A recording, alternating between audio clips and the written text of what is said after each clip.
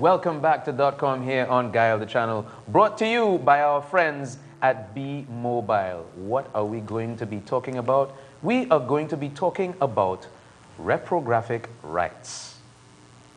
Now, it's an unfamiliar term to me as well, but reprographic rights, according to this particular website here, the Illustrators Partnership, first of all, yes.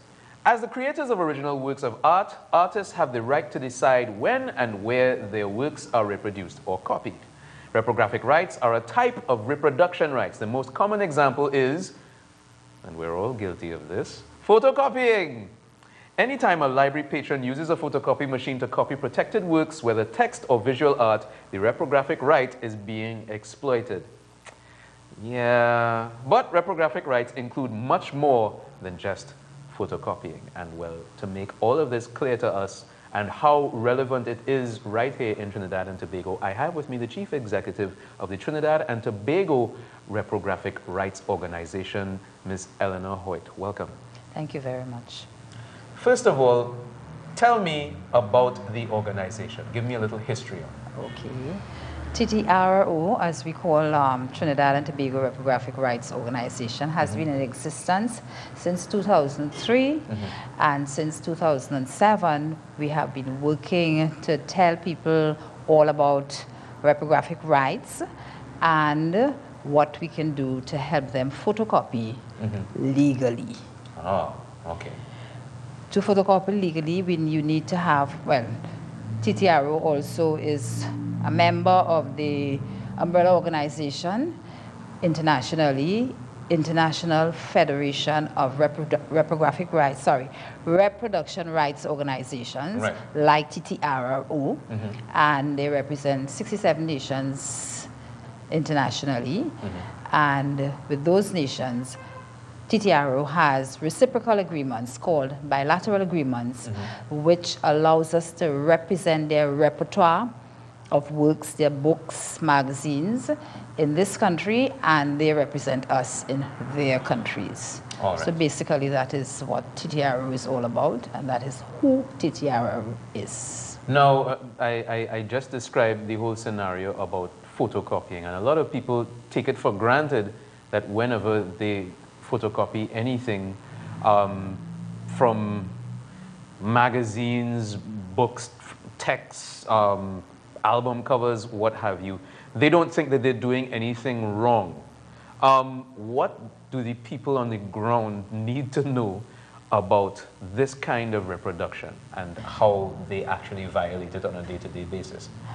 Reprography is about photocopying, not only on a Xerox machine, for example, but also any kind of reproduction, digital reproductions. I don't know if you remember, I used to be a teacher, and they used to have a Gestetner machine that you're turning and you reproduce, microfiche, microfilm. All of that is reprographic reproduction. And people usually copy books, whole books. They copy pages out of a book.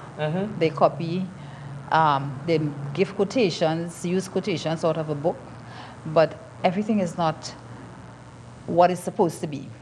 We operate, ttrro operates under the Copyright Act as amended by Copyright Act 1997 as amended by Acts numbers 18 of 2000 and number 5 of 2008. We accede to all the international regulations dealing with intellectual property, which is what a reprographic right is. You have the right to use other people's intellectual property. And any photocopying that needs to be done, you have to have a license to do so. Okay. Now, how does one go about, well, first of all, who needs to get a license? So take, for instance, as I would remember very vividly, being a university student, and you go to the library, and of course you want to get your research done, and you need to put your quotations and your footnotes in your thesis or whatever. Your photocopy. Does that that kind of student or that kind of person need to have a license as well? Is it something that needs to be across the board? What happens with a license? You at university, whichever university it was, the university has to have a license so that their students could copy specific amounts. In our licenses, we have to deal with the international repertoire of works by other countries. Most countries have 5%. Or 10% of a chapter or a page, right? You cannot copy a whole chapter if it is more than 5% of the whole book. And this is not a cumulative thing that you start copying today, you take 5%, and tomorrow you take 5%, and the next day you take 5%. 5%. And that's it. You can't go copying more than that. And to do even that, you have to have a license. There is no longer any fair dealing which allowed you to photocopy 5%, the percentage, as long as there is a collective management organization like ttrro, this is what we are, and as long as there's a collective management organization you in place of which you are aware or should be aware, you have to have a license. So fair dealing, they'll tell you, well, fair dealing, we can copy anything. No. There's a ttrro here. We were also instituted, brought into being by the Intellectual Property Office under the Ministry of Legal Affairs. They were instrumental in starting this company in 2003, along with IFRO and Jamaica, because Jamaica has a vibrant ttrro as well. Jam Copy. So. Jam Copy, that's the name of the organization. Jam Copy, I like it. Right. And they brought it into being. So we operate under they know about us. And if people take the trouble to find out, they can find out about us. And this is why we're appearing on the TV shows now, because we need to tell people. Yes, we need to tell people, we need to let them know that there is an avenue for their legal copying of anything. That is it, anything. Music, cut is music. Right. Well, we're very aware. We're very aware of the plight that tends to befall artists. Most recently, Benjai, for example, with regards to what happened between him and Ed Watson. It's being worked out now. That's fine. But with regards to something like this, a lot of people don't know this. What I find very tricky, and perhaps you could help me navigate this, with regards to peer-to-peer sharing of documents. Now, you know, everyone has access to everything. When you have access to programs like LimeWire, for example, and FileShare and MediaFire and all of these sites, where you could exchange documents, for example, among other things. But you could exchange files for free. Is there any kind of regulation that has to be posed on that as well? Well, where there been those file sharing and peer sharing activities go on the internet is regulating that. They are in the process of making sure that it's regulated. All right, what we do is regulate what is happening we manage the collection of fees from the organizations, whether it's the government, in the schools, primary schools, secondary schools, public service, or corporate citizens, but mainly the chief offenders are the universities and tertiary education institutions. We know for a fact that whole books are being copied as we speak. It's true. Yes. Because books are very expensive. Yes, but you see, that is not an excuse for breaking the law. And there are stringent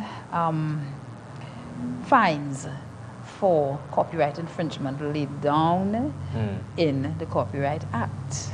Correct. Within the Copyright Act, there are fines. Remind us of what those fines are. I'm happy to tell you, so that everybody will find out about it and know about it.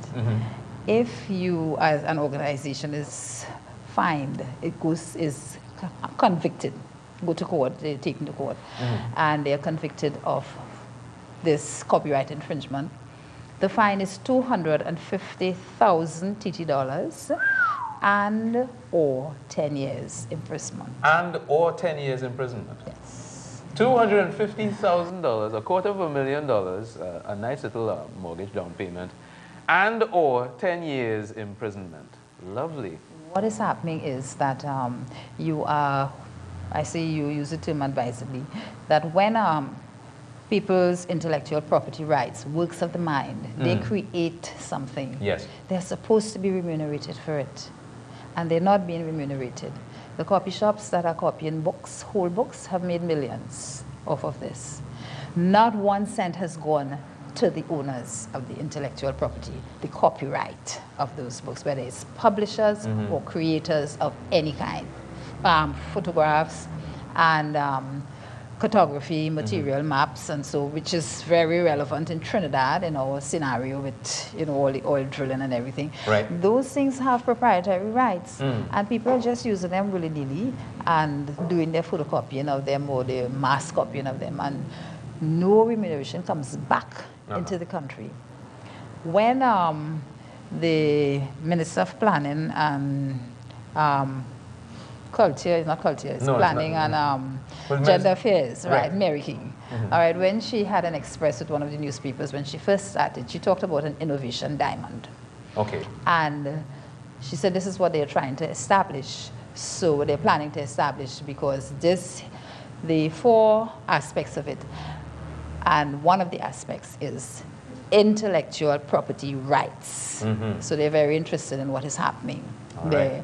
And that can be a driver of the economy. The way it is going to be a driver of the economy is that we collect fees. We give licenses. We collect fees from the organizations that are using people's intellectual property.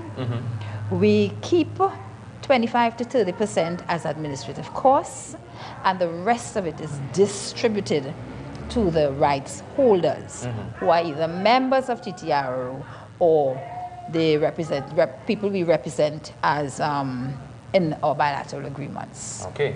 Well, we have to take a little break. When we come back, we're going to be speaking more on this reprographic rights. So if you're writing, reading, or copying, this pertains to you.